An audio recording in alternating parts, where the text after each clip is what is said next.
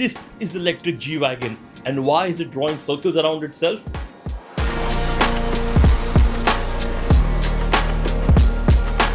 You saw the electric G-Wagen drawing rings around itself. Now, can it draw rings around its competitors and the petrol-powered G-Wagen is what we're going to find out in this video. My name is Shivam Punjabi and you're watching the Cornea Impression.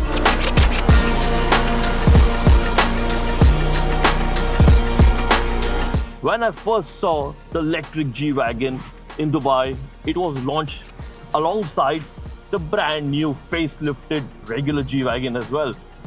And I was wondering who's going to be driving or buying electric G-Wagen, because you have such an iconic car in the regular G-Wagen and you have such an iconic nameplate, shape, the V8 growl and so much more going for it, that why would anyone ditch all of that, abandon all of that and buy electric G-Wagen which has never proven itself in the situations the G-Wagen has?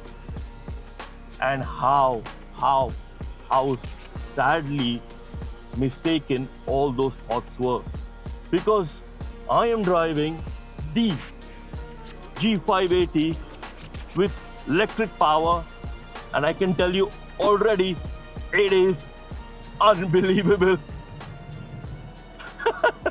I am pushing this thing on a dirt trail with electric power and it's doing a phenomenal job.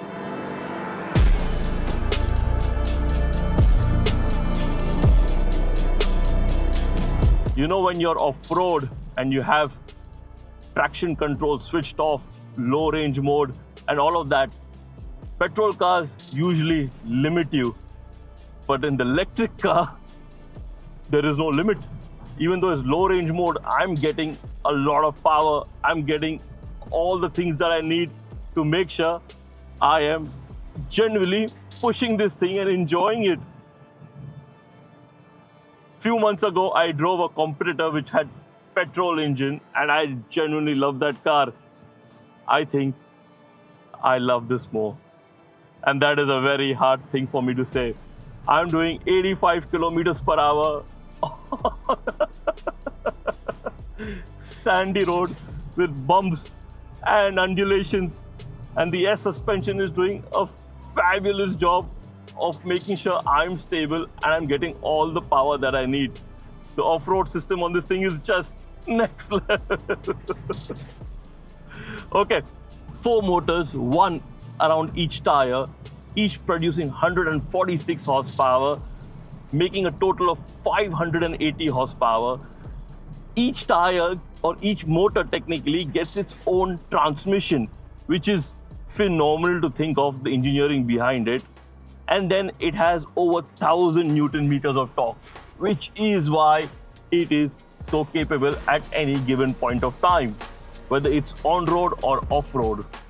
The fact that each motor has its own transmission means the wheels can act individually, since there is no connection between them. This means the car is capable of what Mercedes calls the G-turn and the G-steer. What does the G-turn and the G-steer do? Well, the G-turn, what it does is turn the car or spins the car 360 degrees. Why does it do that? Well, if you're in a situation where you cannot do a J-turn and need to get out of a situation which is tight, you do this.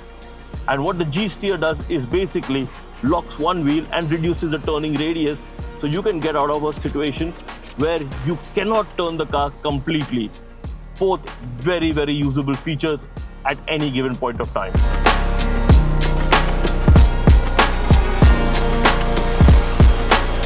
It's built on the same chassis as the regular G-Wagen.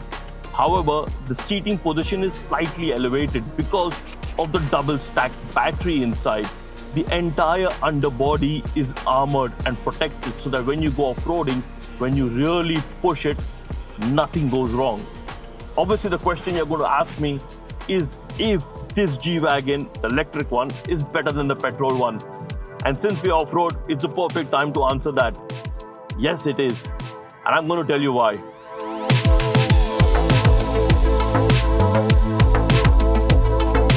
The electric G-Wagen gets better ground clearance and more wading depth. Why does it get that? Well, there are no mechanical differentials. This is because of the 4 motors on each corner. So no mechanical differentials, better wading depth, better ride height, and more better performance off-road. All of this is possible not only due to all of the mechanical bits, but due to the updated computer system and software that lets the car go anywhere at any given point of time. And the air suspension, did I mention that to you? That is phenomenal, because when you push this car off-road, you can't feel a thing, or you feel technically what is exactly necessary for you to genuinely push this car off-road. And I'm sliding a 3085 kilogram electric monster and doing dune bashing and going through bumps at 88 kilometers per hour. Well, if it was, well, not Back to the Future, but you get the number reference of 88 over there. But as we all know, no one's taking this car off-road. It's only us automotive journalists or content creators who have a lot of mischief up our beep to try to take these things off-road. Most of the people will be driving this on-road and probably will never see a single gram of sand or dust in their entire lives. So time to take it on-road.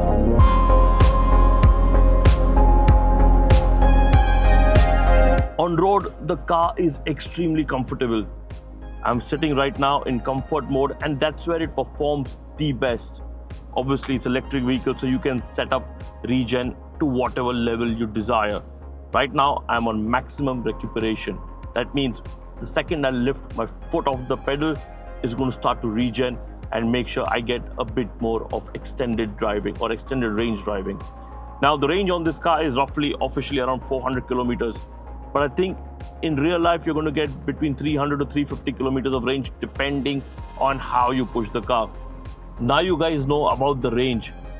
But what about the battery? Well, it has a 160 kilowatt hour battery. The battery can give you 160 kilometers of range in a 15-minute charge, provided it gets a 200 kilowatt charging station. 0 to 100 is less than 5 seconds, approximately 4.7 seconds.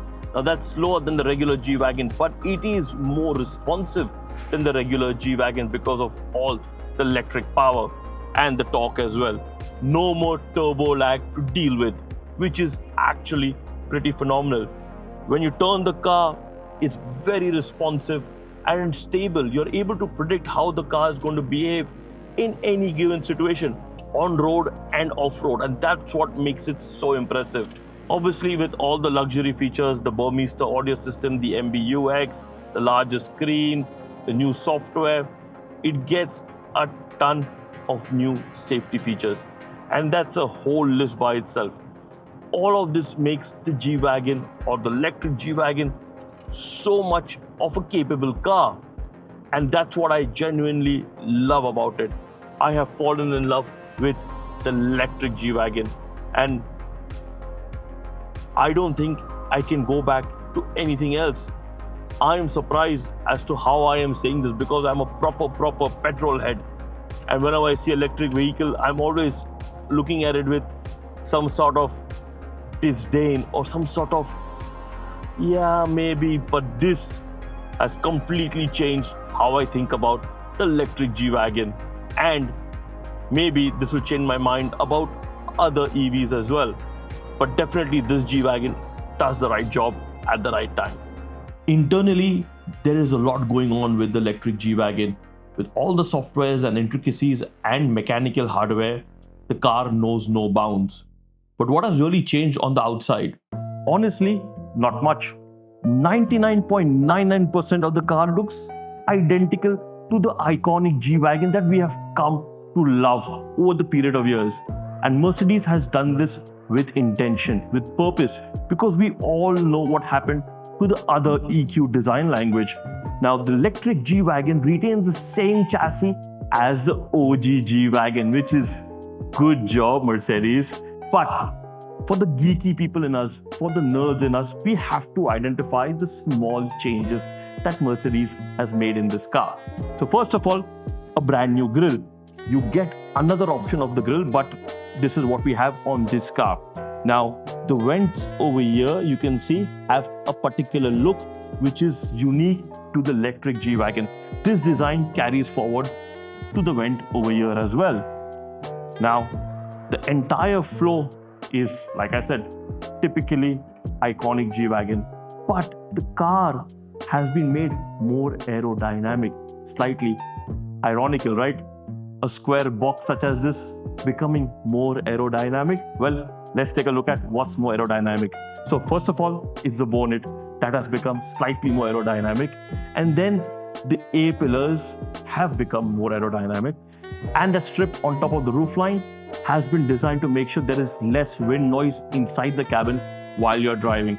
Coming to the side, these aero discs are supposed to be aerodynamic. Well, they look aerodynamic. They have the AMG badging, but I would spec it with the AMG monoblocks because those look absolutely spectacular. It also gets blue brake calipers, signifying that this is the electric G-Wagen. But the electric G-Wagen boasts of the iconic shape and has all the telltale signs of a regular G-Wagen, like the external corner indicators, the entire rubber strip across the length of the car. However, it has a small blue line across, letting you identify that this is the electric G-Wagen. It even gets the EQ badging over here, and for the first time ever gets keyless entry. The iconic thud of a G-Wagen and the G-Wagen logo over here. Now, in traditional G-Wagen design language, it gets the exposed door hinges, which almost every off-roader who wants to prove that they are an off-roader have tried to copy. This makes this car even more better at what it does because you only copy an icon. There are two things that are not there on a regular G-Wagen.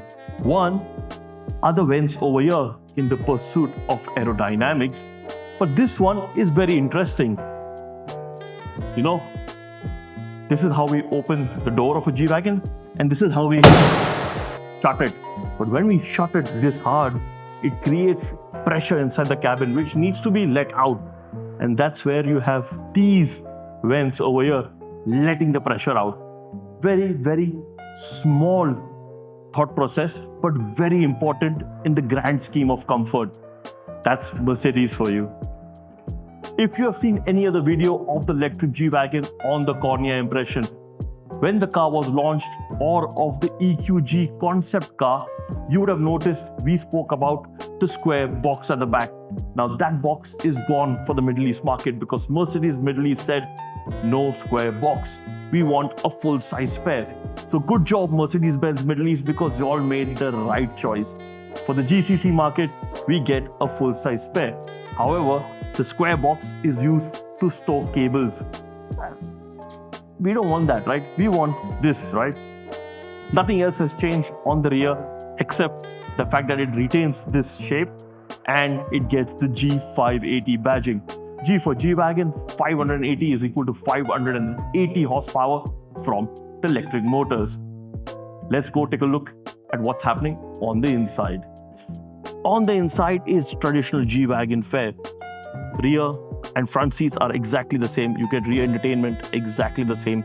You can spec leather, carbon fiber, wood as you want on the interiors.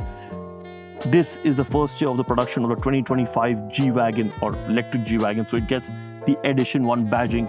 It gets the grab handles and the iconic vents and design language of a regular G-Wagen. What's new? Well, it gets the new updated steering wheel, which is common in the other Mercedes-Benz cars, and gets the same haptic feedback system for the MBUX. And now, because this is an EV, it gets a larger screen and larger digital display with the EQ system, which lets you tell you, or which lets you know about all the charging bits and features and the battery stuff. And also it gets the usual bells and whistles of massage seats, heated and cooled seats, all your AC systems, Burmester audio system, interior LED lighting, and so on and so forth. But is it worth buying? Is it worth getting? That is the question that needs to be answered. In short, yes. And the electric G-Wagen has basically made me fall in love with it head over heels. It is a brilliant car, and probably, and I'm very, very skeptical of saying this, the best off-roader I have driven. Now, most people are not going to take this car off-roading, but it is genuinely very capable.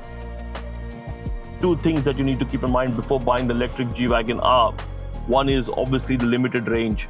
300-350 kilometers may not be enough for you in today's day and age, but anybody who can afford to buy electric G-Wagen will have multiple cars and most probably will have a fast charging outside their villa or bungalow or mansion that they live in. So technically not that big of a problem. The other issue is, what if something goes wrong with the car? Now, obviously this is an electric car, so a lot of it has got to do with software and computers.